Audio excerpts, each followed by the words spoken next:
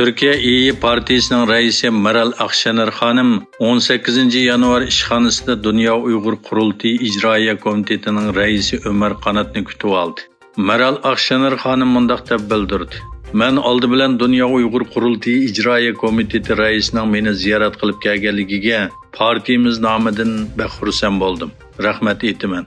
Men Uyg'urlar duchor bo'layotgan zulmni, irqiy qirg'inchilikni yaqindan kuzatayotgan Turkiyaning kun tartibiga elib kelishga tirishayotgan bir siyosatchiman. Lekin Sharq Turkiston masalasi haqida yanada ma'lumotimiz kamchil. Ömer Qanat apandi menga ba'zi yangi ma'lumotlarni berdi.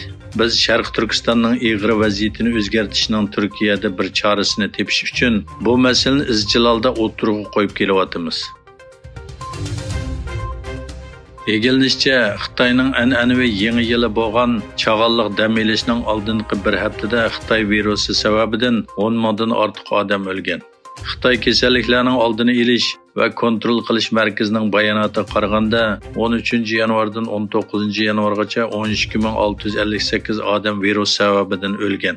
Shunda qilib bu qitimqi yuqum to'lqinidan jazmlashtirilgan qiza qo'g'uvchilarning soni 72596 ga yetgan. Taliban vaqtli hukumatining muavin tashqi ishlar ministri Amirxon Muttaqi tashqi ishlar ministri Chingang bilan ko'rishganda Xitoy shirkatlaridan Afg'onistonga sig'an mablag'ni ko'paytirishni talab qildi. Taliban xabar agentligi Bag'dodning xabariga qaraganda Muttaqi bilan Chinning telefon suhbati taxminan 1 soat davomlashgan. O'tgan bir qancha yil Xitoyda darajadan tashqari boylarning bo'libmi o'yimlik bazaridagi magentlarning kuni yaxshi o'tmadi. Bloomberg milliarderlar ko'rsatkichiga qaraganda o'yimlik shirkati Evergrandening lideri Xoykayanning sap boyligining qiymati 93% tuvanlagan. Bloombergning ko'rsatishicha, Xoy Osiyodagi ikkinchi pay kishi bo'lib, 2017-yili eng yuqori chekka yetgandagi 42 milliard dollarlik boyligi hozir 3 milliardga tushib qolgan.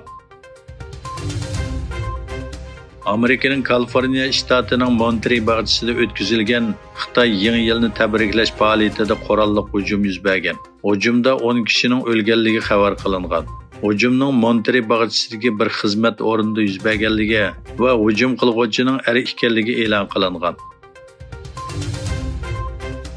Qozog'istonning muavin bosh ministri Roman Skler va Rossiya energiya shirkati Gazpromning Mudriyat raisi Aleksandr Milli Rossiyaning Peterburg shahrida ko'rishgan. Egilinishcha, ikki davlat orasida Qozog'istonning tabiiy gazini Rossiyada pishiqlab ishlash haqida kelishim imzolangan.